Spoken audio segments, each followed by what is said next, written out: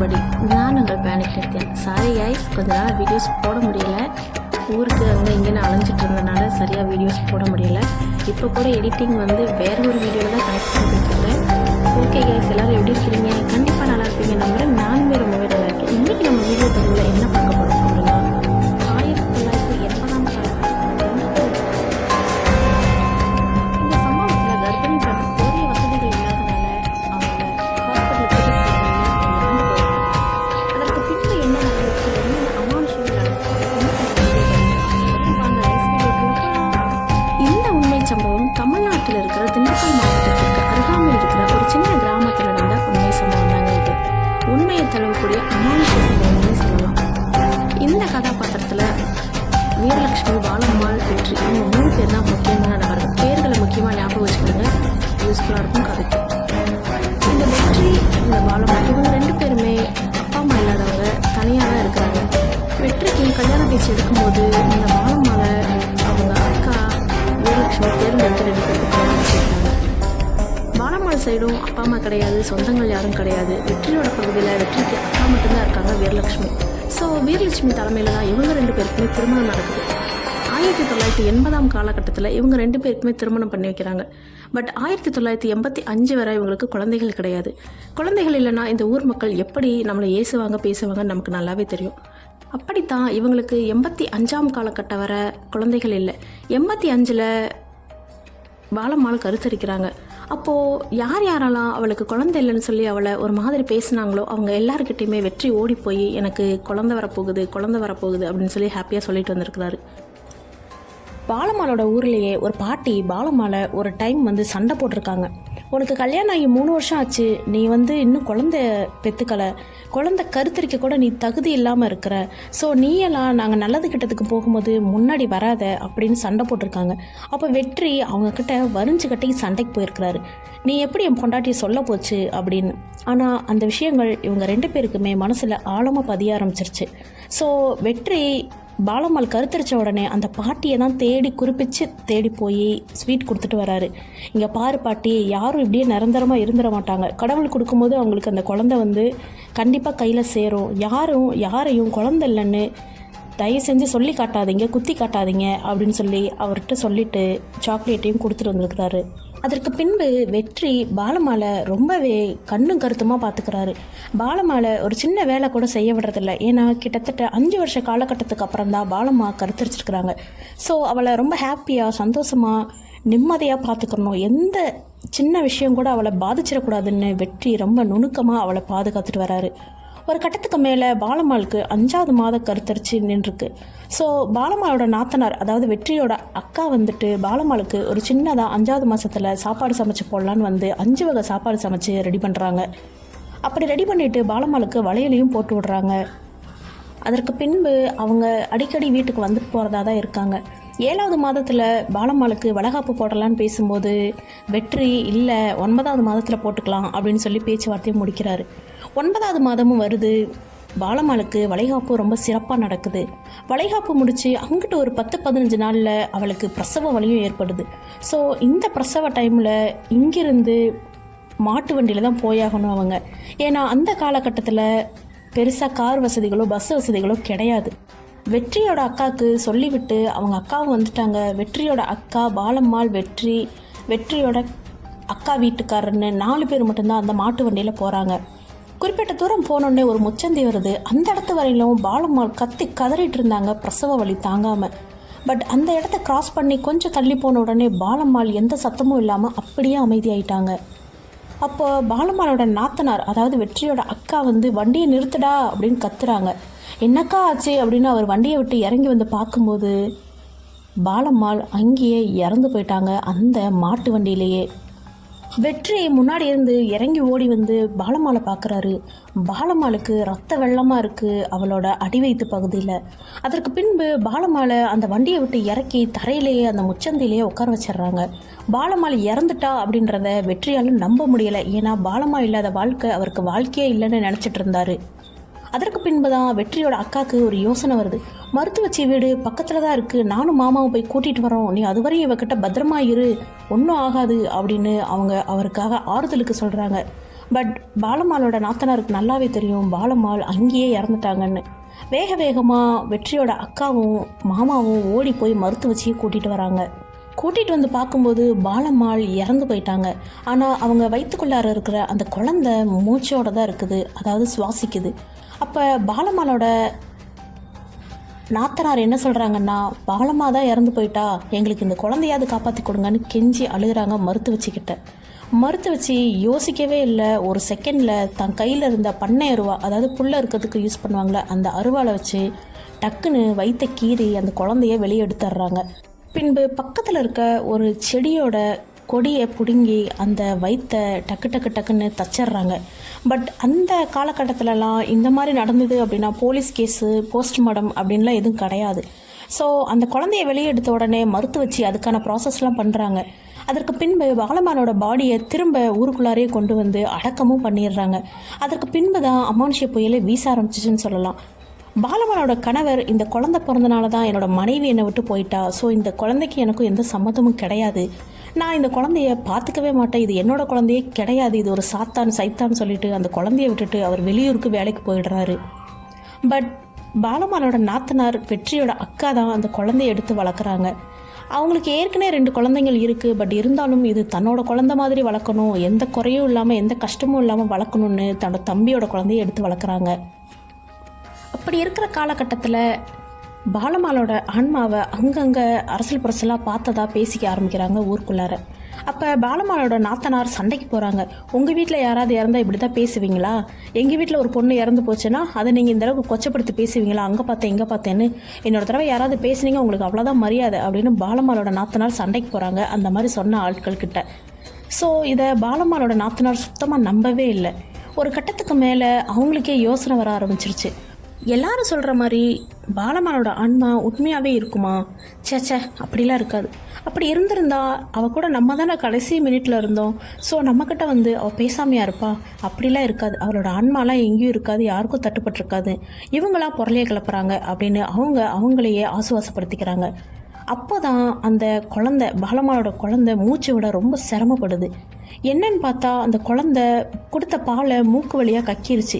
இவங்க தன்னோட வாயை மூக்கில் வச்சு உறிஞ்சு விட்டாலும் அந்த குழந்தை மூச்சு விட ரொம்ப கஷ்டப்படுது.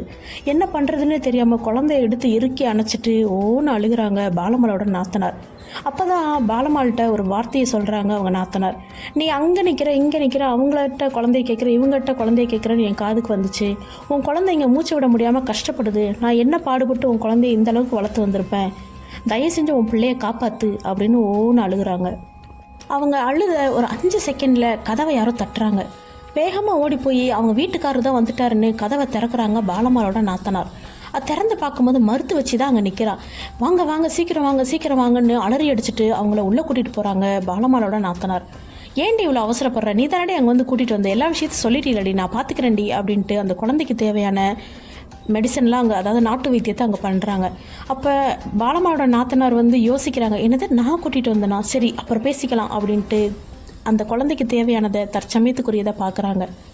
எல்லா வேலையும் முடிச்சுட்டு இது அன்டைம் ஆயிடுச்சு, நான் வீட்டுக்கு போக முடியாது, இன்றைக்கி நைட்டு உன் கூடயே தங்கிக்கவா அப்படின்னு அந்த மருத்துவச்சி கேட்குறாங்க. தாராளமாக தங்கிக்கலாம் அப்படின்ட்டு அன்றைய நாள் இரவு மருத்துவச்சி அங்கேயே தங்குறாங்க. அப்போது விடியற் காலையில் மருத்துவச்சி எழுந்து கிளம்பும் போது பாலம்மாளோட நாத்தனார் கேட்குறாங்க, நீங்கள் நைட்டு ஒரு வார்த்தை சொன்னீங்க, நான் தான் உங்களை வந்து கூட்டிகிட்டு வந்தேன்னு சொல்லி, பட் நான் உங்ககிட்ட வரவே இல்லை அப்படின்னு சொல்லி பாலம்மாளோட நாத்தனார் சொல்கிறாங்க. அப்போது பாலம்மாள் சொன்னதை கேட்கவும் அந்த பாட்டி சிரிக்கிறாங்க. என்னடி பேசுகிற, நீ தாண்டி என்னோட கதவை தட்டி வாங்க குழந்தை மூச்சு விட சிரமப்படுது, சீக்கிரம் வாங்கயா அப்படின்னு கூட்டிகிட்டு வந்த அப்படின்றாங்க. இல்லை சத்தியமாக என்னோடய குழந்தை 2 பொதுவாக நான் வரல அப்படின்னு சொல்கிறாங்க. ஆனால் அந்த பாட்டி ஒரு விஷயத்தை நோட் பண்ணியிருக்காங்க. அந்த பாட்டியை கதவை தட்டி கூப்பிட்ட உடனே இந்த பாலம்மாளோட நாத்தனார் ஒரு 4 ஸ்டெப்புக்கு தள்ளி போய் நின்றுக்கிட்டாங்களாம். இந்த பாட்டி நடக்க முடியலடி, கொஞ்சம் கையை குடுறி, கைத்தாங்களா வரேன் அப்படின்னு சொன்னப்போ கூட அதெல்லாம் இல்லை, நீங்கள் நடந்து வாங்க நான் முன்னாடி போகிறேன் அப்படின்ற மாதிரி பேசினாங்களாம்மா. ஸோ அந்த பண்ணையர்வா இருந்தனால தான் அந்த ஆன்மா கிட்ட வரலையோ, ஒருவேளை இந்த குழந்தையோட அம்மா பாலம்மாள் தான் நம்மளை வந்து கூப்பிட்டு வந்திருப்பாளோ அப்படின்னு யோசிச்சுட்டு 2 பேருமே பேசிக்கிட்டு இருக்காங்க. அப்படி பேசும்போது பாலம்மாளோட நாத்தனார் சொல்கிறாங்க, தயவு செஞ்சு இந்த விஷயத்தை வெளியில் சொல்லாதீங்க, ஏன்னா எல்லாருமே பாலம்மாவோட ஆன்மாவை பார்த்ததாக தான் என்கிட்ட வந்து சொல்கிறாங்க, அது எனக்கே சங்கடமாக இருக்குது அப்படின்னு. அதற்கு பின்பு அந்த குழந்தைக்கு ரொம்ப முடியாமல் ஹாஸ்பிட்டலுக்கு எடுத்துகிட்டு போகிறாங்க. அங்கே போய் பார்க்கும்போது அந்த குழந்தைக்கு மஞ்சக்காமாலை அதிகமாக இருக்குதுன்னு சொல்கிறாங்க. பட் அந்த குழந்தை எப்படியாவது இறந்து தான் போயிடும் 2-3 நாட்களில். நீங்கள் உங்களுக்கு சொந்த பந்தம் இருந்ததுன்னா சொல்லி வச்சுருங்க அப்படின்னு சொல்கிறாங்க. இது என்னன்னு தெரியாமல் முழிச்சிட்டு இருந்த பாலம்மாளோட நாத்தனார் பாலம்மாள் இறந்த இடத்துக்கு அந்த குழந்தைய எடுத்துகிட்டு போகிறாங்க. சாயங்காலம் 6 மணி இருக்கும். குழந்தைய எடுத்துகிட்டு போய் அந்த இடத்துல சொல்கிறாங்க, நீ எல்லாருக்கிட்டையும் என்னோடய குழந்தைய பார்த்தீங்களான்னு கேட்குற. நான் இப்போ கையில் வச்சு நிற்கிறேன்ல, இதான் உன்னோட குழந்தை. இந்த குழந்தை பாதிக்கப்பட்டிருக்கு ஒரு நோயால், கொடிய நோய், அதாவது மஞ்சக்காமாலையால் பாதிக்கப்பட்டிருக்கு. இந்த குழந்தைய உன்னால் காப்பாற்ற முடிஞ்சால் காப்பாற்றி கொடு, இல்லைன்னா உன்னோட கூட்டிகிட்டு போ அப்படின்னு அந்த இடத்துல தரையில் வச்சிடுறாங்க. அந்த பாலம்மாலை அந்த மாட்டு வண்டியிலேருந்து இறக்கி வச்ச இடத்துல. உடனே அந்த குழந்தை அமைதியாக தூங்கிட்டு இருந்தது. வீச்சுன்னு பயங்கரமாக கத்தி அழுதுகிட்டே இருந்தது. சடனாக அப்படியே ஆஃப் ஆயிடுச்சு. டக்குன்னு தூங்கிடுச்சு. அதற்கு பின்பு இவங்களுக்கே கொஞ்சம் நறுக்கப்பட்டனால டக்குன்னு கிளம்பி வீட்டுக்கு போயிட்டாங்க. வீட்டுக்கு போயிட்டு வாசலில் விளக்கமாறு சாம்பலில் 3 கோடுகள்லாம் போட்டு படுத்து தூங்குறாங்க. அப்போ இவங்க சாப்பிட்டுட்டு இருக்கும்போது அந்த குழந்தையோட ரூமில் குழந்தை தொட்டியில் ஆட்டுற மாதிரி ஒரு சவுண்டு கேட்குது. மேலே கம்பி போடுறத கிரீச்சுன்னு கேட்கும்ல, அந்த சத்தம் கேட்குது. அப்போது பாலம்மாளோட நாத்தனார் என்ன சத்தம் அப்படின்னு எட்டி பார்க்கும்போது ஒரு ஆன்மா, அதாவது வெள்ளை புகையாக இருக்கிற ஒரு உருவம் அந்த தொட்டியில் ஆட்டி விடுது. அதற்கு பின்பு அவங்க வீட்டுக்கார், அதாவது பாலம்மாளோட நாத்தனாரோட வீட்டுக்கார் வேலைக்கு போயிட்டு வீட்டுக்கு வந்திருக்கார். வந்தவர்கிட்ட பணத்தை வாங்கி எண்ணி பார்த்துட்டு நாளைக்கு பாப்பாவை ஹாஸ்பிட்டலுக்கு கூப்பிட்டு போகணும் அப்படின்னு யோசிச்சுட்டு அன்றைய நாள் படுத்து தூங்கிடுறாங்க. இவங்க இங்கே நடந்த எந்த விஷயத்தையும் அவங்க கணவர்கிட்ட சொல்லலை. ஏன்னா அவர் வெளியில் தங்கள் வேலைக்கு போயிட்டு அன்டைமில் கூட ஊருக்குள்ளே வராரு நடந்து. ஸோ அவர்கிட்ட சொன்னால் அவரும் கொஞ்சம் பயந்துருவார், நறுக்கப்பட்டுரும் அப்படின்னு அவர்கிட்ட சொல்லலை, மறைச்சிட்டாங்க. அதற்கு பின்பு மறுநாள் விடியுது. ஹாஸ்பிட்டலுக்கு எடுத்துகிட்டு போய் செக் பண்ணுறாங்க. அந்த குழந்தைக்கு மஞ்சக்காமாலை இல்லை, அந்த குழந்தை நல்லாவே ரெக்கவர் ஆகிருக்கு. இதை கேட்கும்போது பாலம்மாளோட நாத்தனாருக்கு ரொம்ப சந்தோஷமாக இருக்குது. இது எப்படி, எந்த தெய்வத்தால் முடியும் அப்படின்னு கேட்குறாங்க. அதற்கு பின்பு அன்றைய நாள் இரவு வீட்டுக்கு வந்த பின்பு அன்றைய நாள் கனவுல பாலம்மாள் பேசுகிறாங்க. இங்கே பாருங்கள், நீங்கள் என்னோட குழந்தைய உங்களோட குழந்தையா வளர்க்குறீங்க. இந்த இதுக்கு நான் என்ன தான் செஞ்சாலும் நன்றி கடன் தீராது. காலங்காலமாக நான் உங்களுக்கு அடிமையாக நிற்கணும். ஸோ என்னோடய குழந்தைய நல்லபடியாக நோயிலேருந்து விடுபட்டு உங்கள் கையில் நான் கொடுத்துட்டேன். இதற்கு பின்பு இந்த குழந்தைய வளர்க்குறது உங்களோட கடமை. நானாக நினச்சி இந்த குழந்தைய வளங்க அப்படின்னு சொல்கிறாங்களாம் கனவுல. அப்போது பாலம்மாவோட நாத்தனார் என்ன சொல்கிறாங்க அப்படின்னா, இந்த குழந்தைய வளர்க்குறதுல எனக்கு எந்த ஒரு வருத்தமும் இல்லை, தயக்கமும் இல்லை. ஆனால் என்னோடய தம்பி, அதாவது உன்னோட புருஷன் இந்த குழந்தைய ஏற்றுக்க மாட்டான். இந்த குழந்தை வந்தனால தான் நீ உயிரை விட்டுட்ட, உன்னை இழந்துட்டேன் அப்படின்னு அவன் வருத்தப்பட்டுட்டு இந்த ஊரை விட்டே போயிட்டான். இப்போ இந்த குழந்தை பிறந்து 6-7 மாதம் ஆகிடுச்சு. இப்போ வரையிலும் இந்த குழந்தைய பார்க்கல அப்படின்னு சொல்லி அழுகிறாங்க கனவுலையே. அப்போது பாலம்மாள் என்ன சொல்லுது அப்படின்னா, எண்ணி 15 நாளில் என்னோடய கணவரை நான் இந்த ஊருக்கு கூட்டிகிட்டு வருவேன். இந்த குழந்தைய நான் நினச்சி அவர் கொஞ்சுவார், எடுத்து வளர்ப்பார். அதற்கு பின்பு நடக்கிற மாற்றத்தை நீங்களே பார்ப்பீங்க. எனக்குன்னு ஒரு பட்டு சேலை எடுத்து வச்சு, என்னோடய கல்யாண சிலையை பட்டு சேலையை எடுத்து வச்சு, மல்லிப்பூ வச்சு, வளையல் வச்சு, மஞ்சள் குங்குமம் வச்சு என்னை வழிபடுங்க. காலங்காலமாக உங்களுக்கு நான் தெய்வமாக நிற்பேன் அப்படின்னு சொல்லிட்டு கனவுலேருந்து விடுபடுறாங்க. அதற்கு பின்பு ஒவ்வொரு நாளையும் எண்ணிட்டே இருக்காங்க பாலம்மாளோட நாத்தனார். அந்த 15 நாட்கள் முடியவும் பாலம்மாளோட கணவர் அங்கே நிற்கிறாரு. தொட்டிலில் தூங்கிட்டு இருக்க தன்னோட குழந்தைய பார்த்து ஓடி போய் தூக்கி குறைஞ்சபட்சம் ஒரு 20-25 முத்தங்கள் கொடுத்துருப்பாரு. என்னோடய பாலம்மாளே தான் இது, என்னோடய பாலம்மாளை விட்டுட்டு இனிமேல் நான் ஒரு நொடியும் பிரிஞ்சிருக்க மாட்டேன், என்னோடய பாலம்மாள் கூட தான் நான் இருப்பேன், எனக்கு என் பாலம்மாள் கிடச்சிட்டான்னு அந்த குழந்தைய அவ்வளோ முத்தம் கொடுக்குறாரு. இதை பார்த்து அவரோட அக்கா வியந்து போயிட்டாங்க. என்னடா இது, இவன் தானே இந்த குழந்தை சைத்தான், பேய், பிசாசு, என் பொண்டாட்டி உயிரே எடுத்துருச்சுன்னு கத்திட்டு போனான், இப்போ இவனே கொஞ்சறானே அப்படின்னு யோசிக்கிறாங்க. அப்போ தான் அவங்களுக்கு ஒரு யோசனை வருது. கனவுல பாலம்மாள் சொன்னது போல் நடத்திட்டா, இப்போ தான் எனக்கு நிம்மதியாக இருக்குது அப்படின்னு அவங்க அக்கா சந்தோஷ பெருமூச்சு விடுறாங்க. அன்றைய நாள் இவங்க இருவரும் சாப்பிட்டுட்டு குழந்தைக்கும் பாலிகளெல்லாம் எடுத்து கொடுத்து அமர்த்திட்டு படுக்க வச்சிட்றாங்க.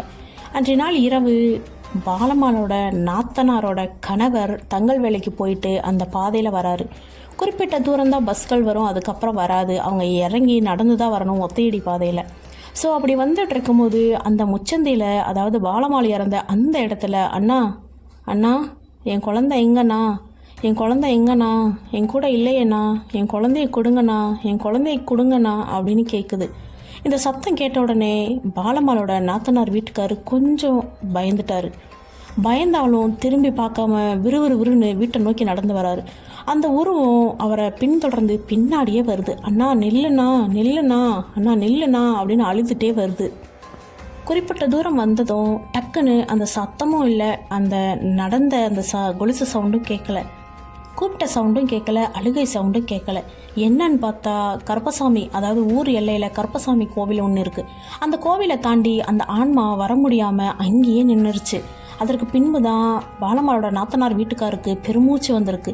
குடுகுடுன்னு வீட்டுக்கு ஓடி வந்து உக்காந்துட்டாரு. தொட்டியில் படுத்திருந்த அந்த குழந்தைய தூக்கி கொஞ்சுறாரு. என்னங்க என்னைக்கும் இல்லாமல் இன்றைக்கி வந்து பாப்பாவை தூக்கி கொஞ்சிட்டு இருக்கீங்க, எப்பவும் நீங்கள் தானே பார்ப்பீங்க வைப்பீங்க அப்படின்னு சொல்லி கேட்கும்போது, இல்லை எனக்கு மனசே சரியில்லை, நான் வந்து பாலம்மாளை அந்த இடத்துல பார்த்தேன், அவள் இன்னும் அவளோட குழந்தைய கேட்டு அழுகிறா அப்படின்றாங்க. என்னங்க சொல்கிறீங்க அப்படின்னு சொல்லிட்டு அப்போ தான் பாலம்மாளோட நாத்தனார் மருத்துவச்சிக்கு நடந்த விஷயங்களை எல்லாத்தையும் எடுத்து சொல்கிறாங்க. அதற்கு பின்பு தான் பாலம்மாளோட நாத்தனாரோட கணவர் பாலம்மாவை ஒரு தெய்வமாகவே ஏற்றுக்கிட்டாரு. அதற்கு பின்பு அந்த இடத்துல போய் ஒரு சில சாங்கியங்கள் செஞ்சுருக்கிறாங்க. செஞ்சதற்கு அப்புறம்தான் பாலம்மாள் மோட்சத்துக்கு போயிருக்கிறாங்க. அதற்கு பின்பு இப்போ வரையிலும் அந்த குடும்பம் வந்து பாலம்மாளை தெய்வமாக தான் வழிபட்டுட்டு இருக்காங்க. அவங்க கேட்குறத பாலம்மாள் செஞ்சு கொடுக்குறான்னு சொல்கிறாங்க. ஓகே ஐஸ், இந்த பதிவு இதோட முடிஞ்சுது. முன்ன மாதிரி நம்ம சேனலில் வீடியோஸ் வந்திருக்காது. I am very so sorry. ஏன்னா எனக்கு உடம்பு சரியில்லை, நான் கொஞ்சம் செக்கப் போயிட்டுருக்கனால வீடியோஸ் சரியாக போட முடியலை. இதுக்கப்புறம் தொடர்ந்து நம்மளோட சேனலில் பதிவுகள் வரும், நீங்கள் அதை தொடர்ந்து பார்க்கலாம். லைக் பண்ணுங்கள், ஷேர் பண்ணுங்கள், சப்ஸ்கிரைப் பண்ணுங்கள். ஓகே காய்ஸ், நெக்ஸ்ட் ஒரு பதிவில் நான் வந்து உங்களை சந்திக்கிறேன். அதுவரை நான் உங்கள் Nithya. Tata, bye bye, take care.